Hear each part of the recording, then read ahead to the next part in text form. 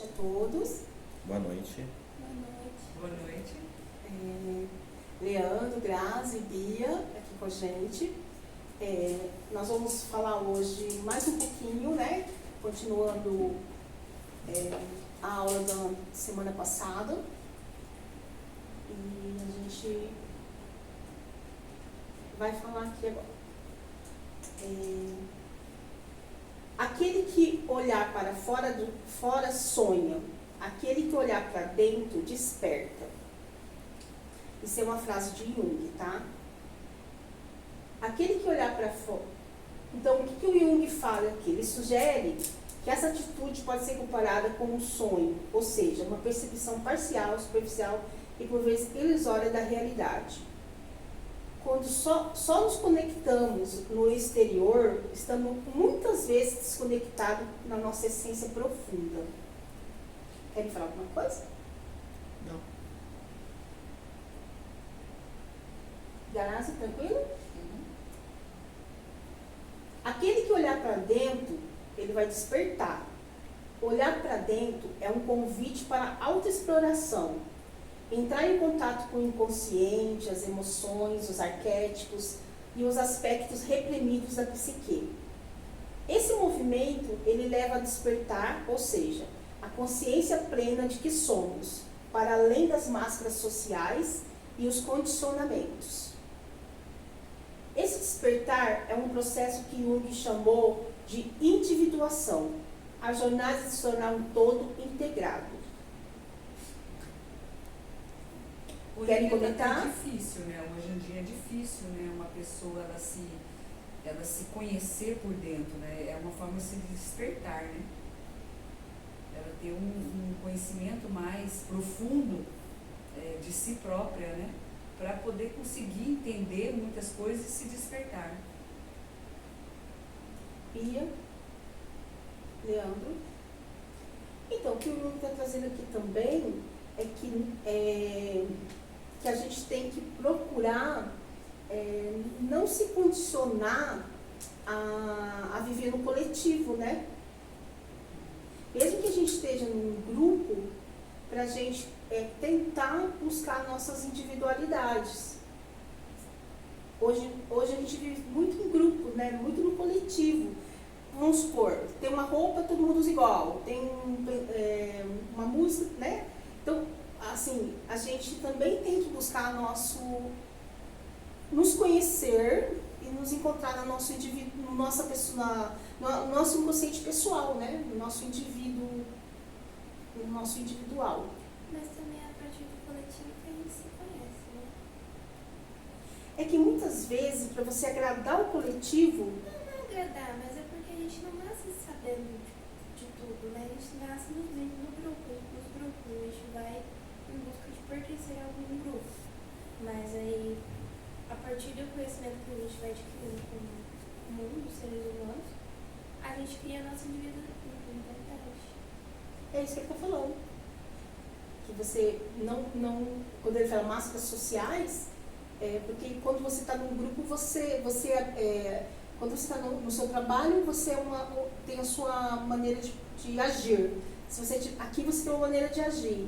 Às vezes, num outro grupo que você pertence, talvez espírita ou não, você tem uma maneira de agir. Então, as máscaras sociais é isso. A gente acaba se adequando ao grupo, né? Sim. Então, a gente também tem que olhar, senão a gente perde um pouquinho a nossa individuação, a nossa individualidade. Não podemos deixar se perder, né? O nosso interior, né?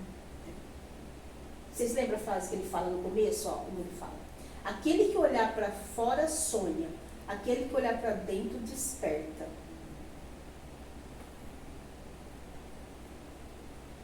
Então acaba ficando igual, acaba acontecendo a subpersonalidade. Acaba você criando uma superpersonalidade do coletivo. Sim. Mas só que a sua personalidade fiel está ali na frente. Não pode deixar dominar. Isso. Muitas vezes a gente pode usar também o termo sombras, né? Nossa sombra e nosso...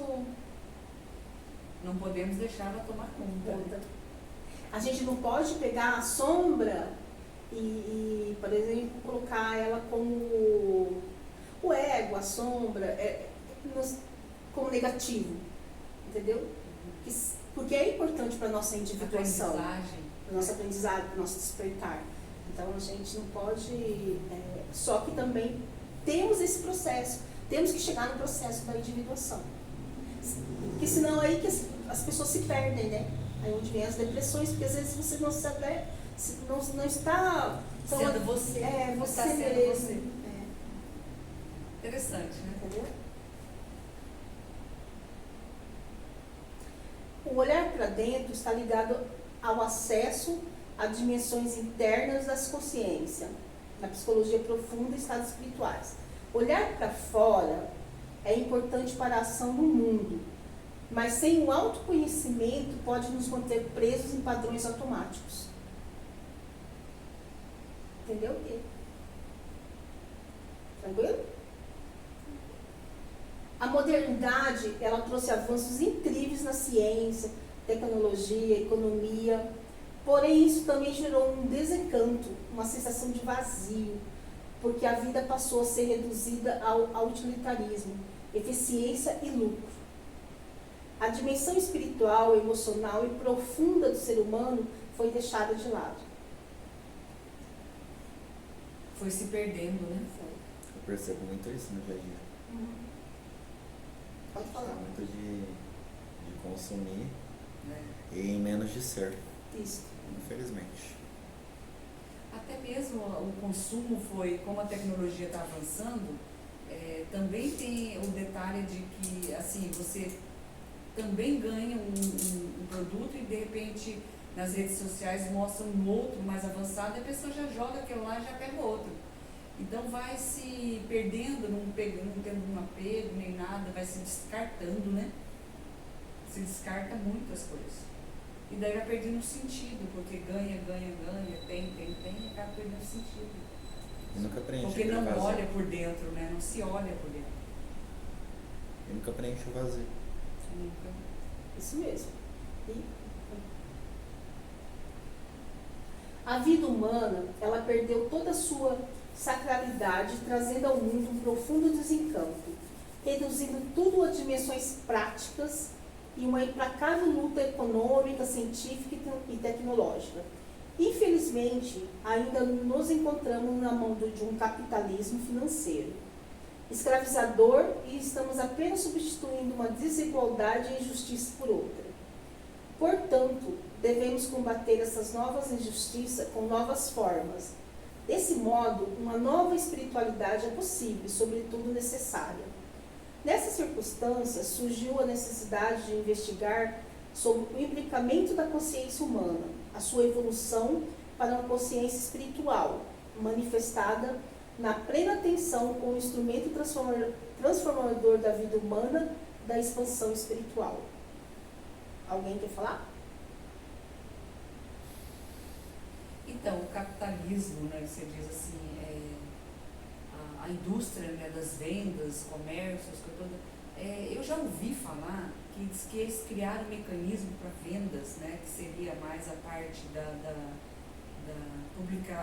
publicidade, né, das empresas, de até mesmo utilizar música que estimule a pessoa a comprar.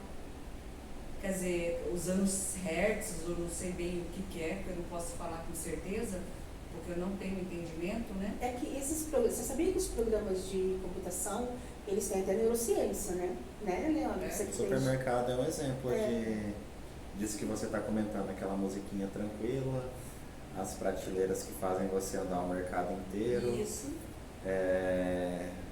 Os produtos organizadinhos nas prateleiras. Principalmente próximo ao caixa, vários doces, isso daí já estimula. E também o que estimula são cores também, são utilizadas várias cores também para estimular o gasto. Uhum. É incrível, né? Até os aplicativos, os algoritmos do Instagram, do Facebook, eles te fazem querer ficar rolando infinitamente o feed, pra você ficar ali, pra te entreter mesmo, e você acabar perdendo tempo ali. Você é a maior parte do tempo do seu dia. Isso mesmo.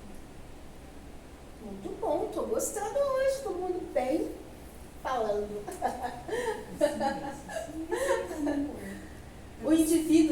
ser conduzido para um estado de despertar da consciência, rompendo com o automatismo e alienação. O contexto atual é caótico. Crises ambientais, sociais, políticas e culturais, que refletem um estado chamado de normose. É uma espécie de doença social caracterizada pela normalização da doença, do conformismo e da alienação.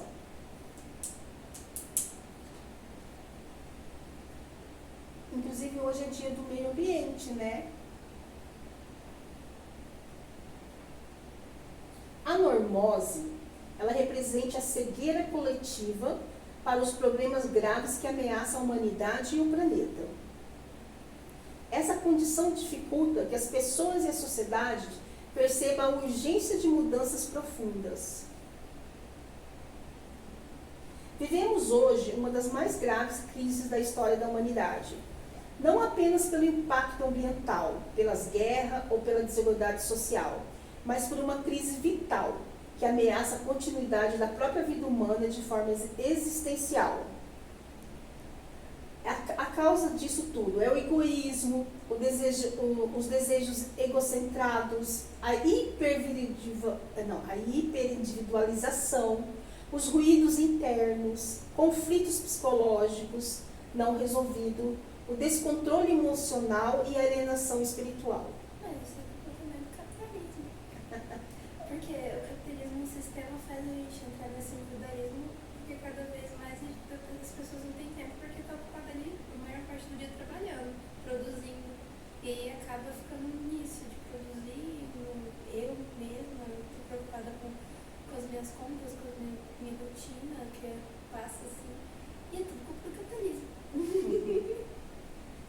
Bem legal esse capítulo. Segundo o Crema, essa crise é a expressão de uma fragmentação interior e coletiva. A divisão entre o pensamento e o sentimento. A mente racional, analítica, se separou do coração e da intuição. Essa cisão gerou um ser humano compartimentalizado, incapaz de agir com coerência interna. A visão de mundo separatista e mecânica, fragmentada, a realidade de parte isolada, ciência sem ética, tecnologia sem consciência, economia sem compaixão. Legal, né? Essa parte.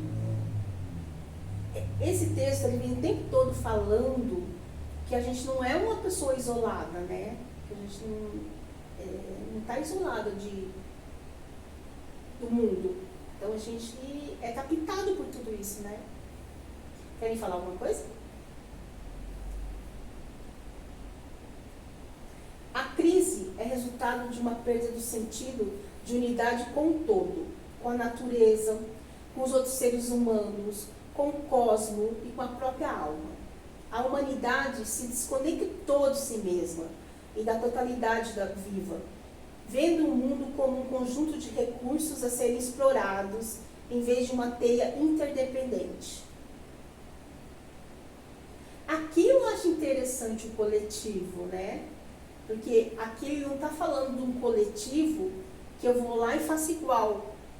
Mas eu perceber que o coletivo, ele não está separado de mim, mas que eu vou para o meu individual. Porque aqui ele está falando da gente se ver como um todo. A gente tem costume de ir só para o grupal. Eu quero pertencer ao grupo do, vamos supor, lá, um grupo tal, e a gente acaba conectando a grupos, tipo, ou um grupo da igreja, um grupo do centro, um grupo, né? E nós somos conectados o tempo todo, com o todo. É isso que ele vem falando o tempo todo. Então não está nada separado. Então a gente começa a separar, né? Porque quando eu vou para o grupal, para o grupo do inconsciente, do que eu quero pertencer, é o mesmo pensamento, é o mesmo... Entendeu? Ou talvez até nem é o mesmo pensamento, mas só a satisfação de pertencer ao grupo já mudou a pessoa. Aonde vem a depressão, como você falou. Né? Eu já notei, assim, criança em jardim de infância, primeira série, coisas assim, já tendo pertencimento de grupos. É incrível isso, né? São crianças, eles fazem automático. É porque adulto Porque eles não têm um pensamento igual um adulto, falar, eu quero participar daquele grupo. é instinto, desde a época das cavernas a gente se reunia em grupo para poder sobreviver, né? Pra É caçar o incrível alimento. isso, né? Já Eu tá observei isso, intrínseco porque eu na gosto eu gosto de ficar observando as coisas ao meu redor. Né? Eu não deixo perder muitos acontecimentos que está assim ao redor. Então eu vou analisando o que está acontecendo. E eu observei isso numa escolinha. Esse fato de querer pertencer a algum grupo, isso vem de criança, que são puras, que não tem ideia, já... Que não sabe fazer as coisas separadas, né? Não é separar- E outras, elas não foram instruídas para isso, nem nada. É uma coisa instinto Igual que a mesmo. gente formou um grupo de energia, entendeu? A gente tem esse tema afim, a gente se reuniu e a gente está Mas estudando cada um sobre. aqui tem sua individualidade, por exemplo, assim, de alguma forma nós somos um grupo, mas não somos um grupo que pensamos iguais. Sim. Cada um de nós aqui tem uma individualidade, no sentido de, e cada um respeita isso. Tem gente que não, ela acaba tendo que vive em máscaras, né? Sociais, vive em... As pessoas infelizes, né? A saída para a crise planetária não está apenas em soluções externas, mas em uma mudança profunda de consciência. A integração entre a mente e o coração, a revalorização da dimensão espiritual da existência, a educação para a totalidade, prática, você já, aquelas pequenas meditações, né, que ensinam exercícios. Autoconhecimento, ecologia profunda e diálogo interreligioso. Somos educados para competir, acumular e separar. E esquecemos de sentir, de integrar e de comungar. Roberto Cleman. Caramba. Mas ele falou tudo. Nós somos mesmo educados para acumular, para competir, para separar. A gente não aprendeu esse saber desse inconsciente coletivo, mas vir para a sua individuação. A gente não aprendeu muito, não. Eu acho que, na verdade, a inteligência emocional já deveria ter sido ensinada nas escolas, né? Lá no início, né? Mas a escola mesmo ensina a competir para que Sim, estou te falando. Nas escolas que a gente ganha, Aí a gente competição. termina tendo Gincana, não sei do que. Isso. competição Olimpíada Brasileira de Matemática, Enem. Jogos, né? Se você notar, até faculdade vai por isso, porque até para você, nas faculdades, eles têm jogos para questão de cota, né, Bia? E o que é competição? Aí entra o capitalismo de novo.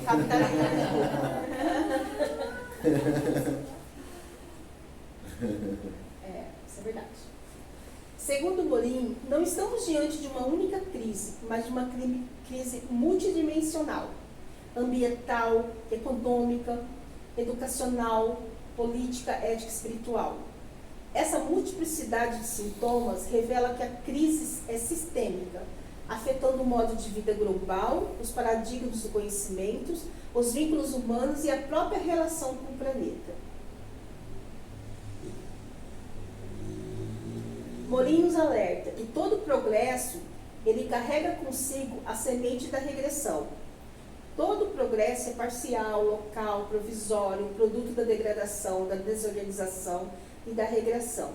Nenhum progresso é absoluto ou definitivo. Avanços tecnológicos, científicos podem gerar novos riscos. O progresso é dialético, coexistindo com seus próprios limites, sombras e contradições. Eu vou dar uma passada porque é bastante elástica. Vou passar. A consciência espiritual, ela não se apresenta como uma dimensão separada ou antagônica à razão, à emoção ou ao corpo, mas como uma ampliação sutil e integrativa da própria consciência humana. Trata-se de uma etapa evolutiva em que o indivíduo transcende o egocentrismo e passa a reconhecer sua profunda independência com os outros, com a natureza e com o cosmos.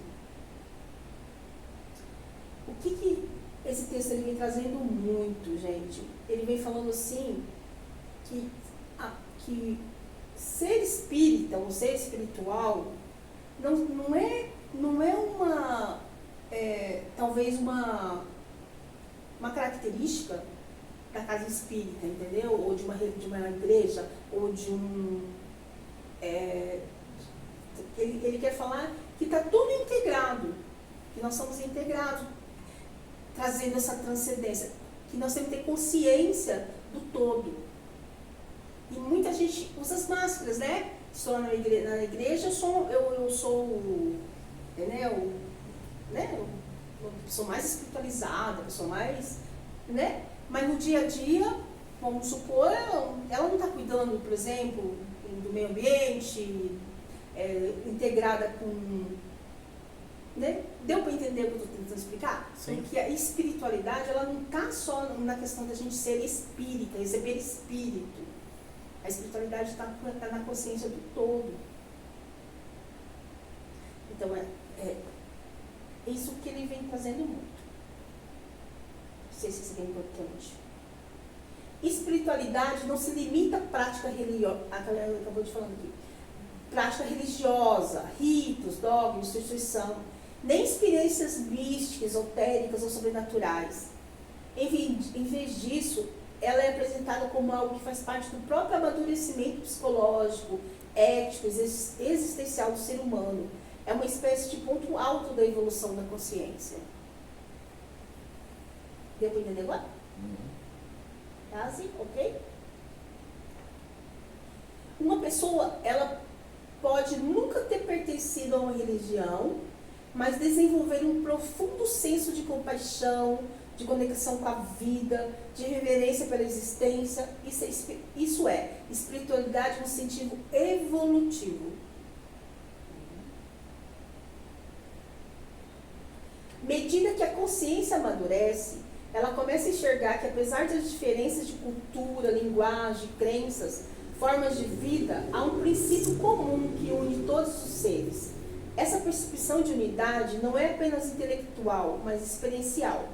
O indivíduo ele começa a sentir que faz parte de algo maior, que tudo está conectado. Tudo ok, gente? Em vez de ver o eu e o outro como separados, a pessoa desenvolve empatia profunda, compreendendo que o sofrimento do outro é também um reflexo de algo que diz respeito a ela mesma. Esse olhar vê a vida como uma rede de inter-relações. Aí a gente pode falar desse todo também do fluido cosmo universal. Está tudo interligado, né? Tudo. Ele é a substância primária de tudo. Uhum. Isso mesmo. Quer falar alguma coisa? Não, é só comentar isso. O ego individual, que se vê separado em competição ou defesa, dá lugar a uma consciência que se percebe como parte de um todo maior, como uma manifestação única, mas não separada do universo, da vida e do sagrado. Uma pessoa nesse estágio não sente mais que precisa dominar a natureza ou os outros para se afirmar. Em vez disso, age com consciência ecológica, social e existencial, porque entende que seu bem-estar está intrinsecamente ligado ao bem-estar do todo. Deu para entender agora? Bia, tranquilo? A espiritualidade não é um acréscimo religioso, mas uma qualidade de consciência expandida, onde o indivíduo ultrapassa a lógica do eu separado e se reconhece como parte de uma teia viva, interdependente e significativa. É um salto de percepção, de ética e de pertencimento. A espiritualidade não é algo que se adiciona à existência. É o desabrochar de uma consciência que percebe a vida como uma grande teia de relações. Quando o eu deixa de se perceber como separado, nasce um senso profundo de unidade, de cuidado e de presença. Este é o salto silencioso de que aprende a pertencer ao todo. Quer comentar alguma coisa? O texto está bem claro, né? Tá bem explicativo. Nossa Senhora, Não, está muito bem. Eu vou pular algumas coisas. Romper com a ideia de que a espiritualidade é algo extra é ligado exclusivamente à religião ou a estados irracionais. A espiritualidade faz parte do próprio processo de amadurecimento da consciência, ou seja, algo natural e inerente à evolução humana. Não é algo adicionado, mas sim algo que emerge quando o ser humano desenvolve em profundidade. Aqui gera o quê? O autoconhecimento. Vou pular também. Vou pular algumas coisas, tá bem? Nesse sentido, a espiritualidade não é negação da racionalidade, mas sua ampliação, um salto qualitativo em que a mente não apenas pensa o mundo, mas sente profundamente conectada. Aqui é enfatizado que a espiritualidade não entra em conflito com a razão. Ela vai além dela, sem descartá-la. A racionalidade separa, analisa e classifica. A espiritualidade integra, conecta e sente. Trata-se de um salto de qualidade de consciência, onde o pensamento lógico é complementado por uma percepção intuitiva e relacional do mundo. Aqui é muito legal, quando ele fala assim da racionalidade, isso aqui acontece muito, né? Com o médium, principalmente, né? Porque o médium, geralmente, ele fala assim, eu não sei se isso é meu ou se eu estou percebendo isso. Todo médium faz isso. Eu não sei se... Então, quando a gente está tão integrado com a espiritualidade, a gente não nem duvida, a gente sabe que aquilo ali faz parte da gente. Né? E a maioria das pessoas são muito racionais. Racional, aí entra o que ele fala. A racionalidade separa, analisa e classifica. Então, quando você vai na espiritualidade para a racionalidade, você vai estar sempre duvidando do que você está vendo. Quando você vai para a espiritualidade, você vai fazer a integração com o mundo espiritual, com tranquilidade, sem dúvida, sem medos. Entendeu, Graça? Respondendo um pouquinho essas dúvidas de hoje, né? Acho que vou pular isso. Mas é legal essa parte aqui também. Mas começar como tá grande. Vou pular isso, porque eu quero ir lá pro lado do campo.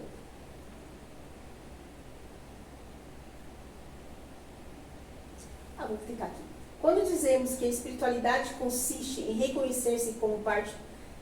É que não falei do tecido... Não vai poder, eu vou pular tudo sempre fala do tecido. A espiritualidade madura, ela não busca escapar do mundo, mas enraizar-se nele com lucidez e compaixão, reconhecendo que cada ser, cada gesto, cada escolha afeta o tecido existencial do qual todos fazemos parte.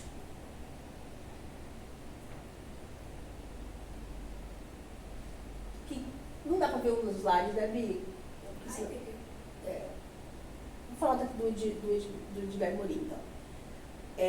Morin, ele propõe uma forma de pensamento que reconhece a interconexão e a inseparabilidade dos fenômenos. Ele usa a imagem do tecido de complexidade para se referir à vida, à cultura e à natureza, como entrelaçadas e mutuamente dependentes. Em seus escritos, ele afirma que o ser humano ele está inserido no tecido da vida e do cosmos.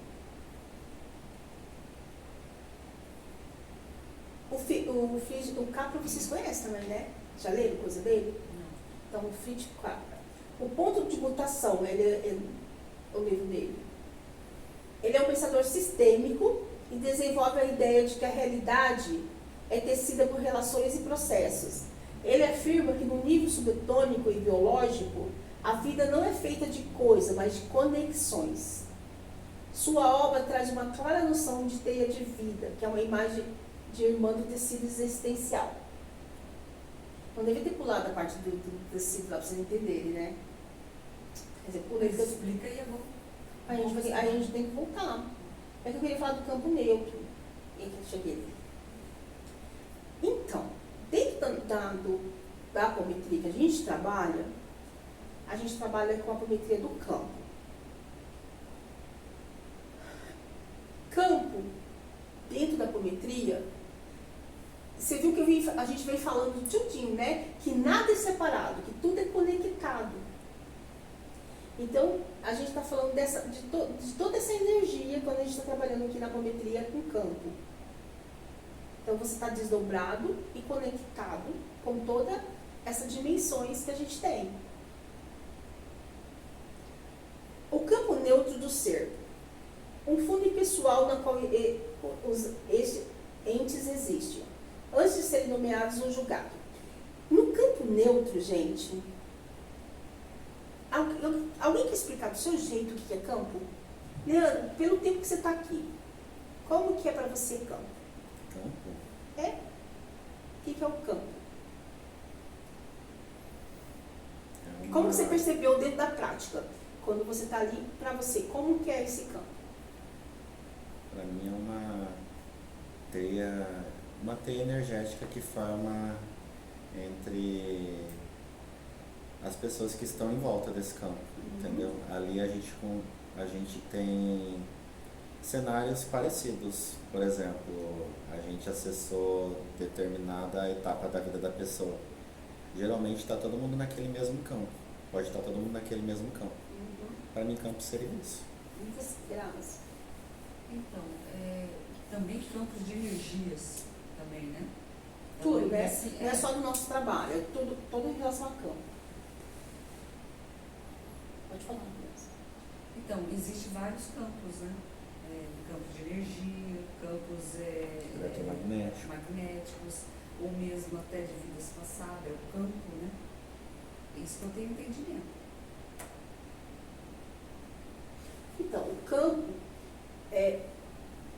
na verdade, esse campo que a gente acessa ali, quando a gente está desdobrado, a gente está acessando o campo do paciente como um todo.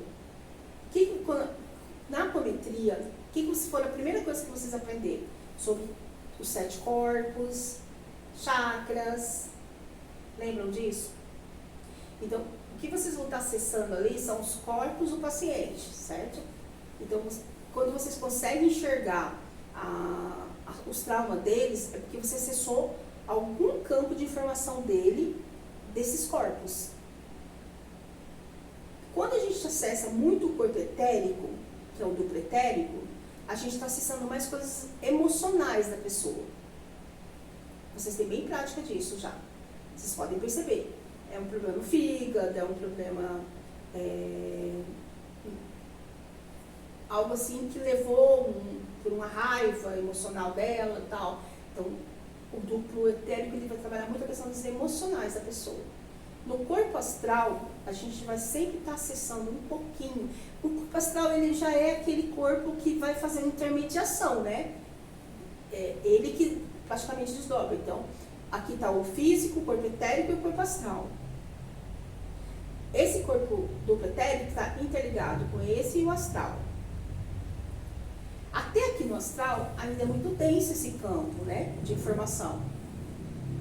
Do astral para lá, a gente vai estar acessando o mental superior, inferior, átimo e o búdico. Esse átimo e búdico, engraçado que eu vi alguns apométricos, algumas pessoas que aplicam apometria, colocando o corpo búdico, o átimo e o búdico, parece que é o búdico, o átimo que é o último, né? Isso. Como primeiro. Não, eu nunca vi isso, Eu já vi pessoas na internet falando. Inclusive, tem mais campos aí, mas todos vão só no búdico, não é isso? Não, X-Corp nós só temos 7. Mas diz que veio trabalhar na apometria, porque tem mais. Não, aí já vira subpersonalidade. Corpo nós só temos 7. Mas pessoas que trabalham com a personalidade, é o seu, Cândido. Os que trabalham com subpersonalidade e personalidade que falam de várias personalidades. Mas corpo nós temos 7. Então, uma das coisas que eu ensino, né, quando a gente vai acessar ali no trabalho, sobre campo, o que eu falo para vocês? para vocês não ter julgamento em relação ao que estão vendo. E muitas vezes vocês ficam com dúvida de falar, porque vocês acham que aquilo ali pode não estar relacionado ao consulente, né? Mas quando está trabalhando com campo, é o que você viu. Não tem como você interferir no campo. O campo é a observação do campo que você traz. O que você pode fazer no campo é mudar essa interferência. Geralmente a gente está mudando uma informação negativa para positiva no campo, mas o campo, ele aparece as informações daquele paciente do jeito que é. Querem falar mais alguma coisa? Graças a Senhor, né? Tá voltando? Campo neutro. É um espaço de confiança, sem julgamento. Engraçado que no campo, qualquer coisinha que você coloca, você já não acessa mais. Lembra de alguma experiência da prática, Leandro? Qualquer coisinha que eu coloquei. É tipo assim, que você julgou, porque o campo, houve um julgamento, você já não acessa mais. Isso acontece muito. Entendeu? Houve tipo assim, mas será que eu tô vendo mesmo? Será que isso é da minha cabeça? Será que isso pertence mesmo ao paciente? Aí a gente já quebra o campo. Não é isso, Grazi? É que eu também prestei atenção. Do campo, quando a gente julga, que a gente faz um julgamento no campo, a gente já perde a conexão. Na hora ali. Na hora. Você tem algum exemplo que você lembra na prática? Quando você estava acessando e de repente veio, mas será que eu estou vendo mesmo? Será que isso é da minha cabeça? Será? Olha, acontecia mais vezes isso no início. Hoje em dia já não. Agora eu consigo perceber o que Você é. quer falar um pouquinho sobre o início? Como você começou e como Então, você... como eu disse, a gente estava comentando anteriormente, né, até que falou assim, dá para te responder muita coisa, né, Grazi? Você falou assim, com relação ao... eu sou muito lógica, né? Muito lógica. Eu precisava de ter lógica em tudo. Então, era por isso que eu tinha muito barreira. Até mesmo no início eu tinha muito barreira. Será que isso daqui é meu mesmo? Será que isso daqui é eu isso? falo. Será que eu estou vendo esse negócio, uma ilusão, alguma coisa da minha cabeça? Que eu também tenho isso. Né? Mas eu também não consigo ver totalmente nítido, então. Mas eu me pergunto, me questiono, sei se mesmo que eu tô sentindo, se é meu ou é da pessoa. Então, quando vocês fazem isso, é aquela parte que fala da racionalidade. Eu sou muito racional, estou perdendo um pouco isso, né? No campo, se a gente for racional ou querer colocar a razão, a gente não acessa o campo. Então, tudo que se trabalha com o campo, você tem que trabalhar com o campo neutro. Não é colocar nenhuma dúvida, nenhuma incerteza, nenhum medo, nenhuma insegurança daquilo que você está observando.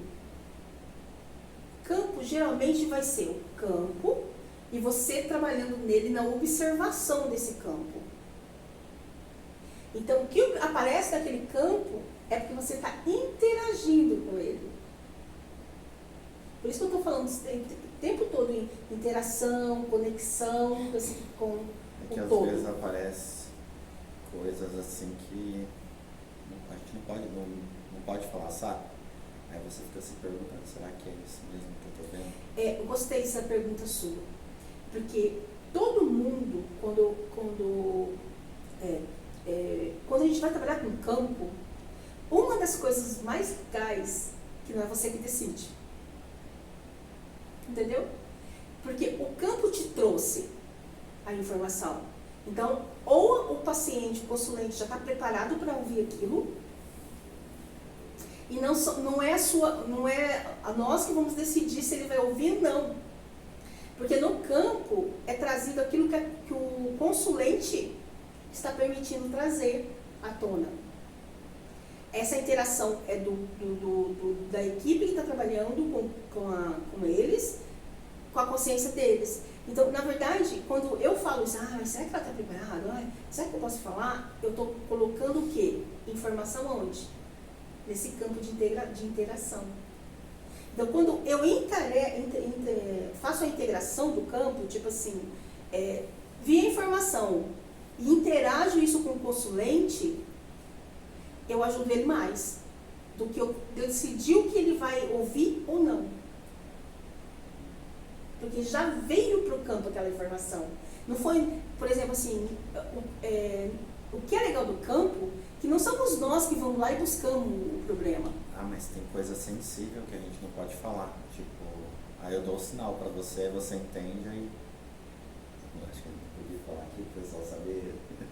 Não, você pode falar em código. Por exemplo, algo sensível que a gente fala por mímica, para a pessoa não ouvir, entendeu? Às vezes a gente fica com dúvida, será que eu estou vendo isso mesmo? Porque é algo assim meio, tu acha que a gente julga como absurdo, sabe? Mas isso é o quê? Fala um fato, sem Mas dizer não, mas Graça, isso é o quê? Julgamento. Julgamento. Entendeu? Campo não aceita julgamento, gente. Mas daí se ele acha que é delicado falar, né? Mas esse é um julgamento de quem? De qual consciência? Dele. Porque o campo, nós estamos falando do campo, do que apareceu, o que foi trazido de informações naquele campo. E você tem que ficar neutro. Você tem que ficar neutro naquele campo da pessoa. Ou saber passar de uma forma Que, mais amigável, sei lá. Talvez como a gente faz, né? A gente, quando a gente vai passar para o consulente, a gente tenta passar de maneira, com palavras que não vão... Mais tranquila, né? Mais tranquilo. Mas o que eu estou tentando ensinar para vocês é que campo, ele não aceita julgamento. Tipo, isso faz parte do quê? Da nossa razão, da nossa racionalidade. Entendi. E ele fazendo dessa forma, poxa, eu não quero repassar isso, atrapalha o campo, né? O campo, ele é, como você falou, ele é interagido, entendeu? Se eu julgo, eu desconecto o campo. Eu lembrei do episódio, eu não lembro o que era. Que aconteceu alguma coisa assim, aí eu, Vanusa, aí eu falei em código, né, pra você. Aí eu não entendi. Eu acho que eu acabei falando alto da pessoa. Eu não sabia se eu ficava vermelho, ou se eu ria, se eu chorava. Mas o que eu quis trazer para vocês, a questão do campo, da neutralidade, da observação. Ai, gente. O campo é neutro e não pode ser indiferente, mas por acolher tudo sem rejeitar nada, como espaço onde a vida acontece antes de qualquer interpretação. Acabou. Antes dei conta, achei que não ia dar, mas pulei um monte, viu? Encerrado. Gente, muito obrigada por hoje, por nos acompanhar. Estaremos no dia 19 de volta, fazendo a outra live acho que vai ter a Ana Paula, eu acho, com a outra convidada, tá bom? Obrigada.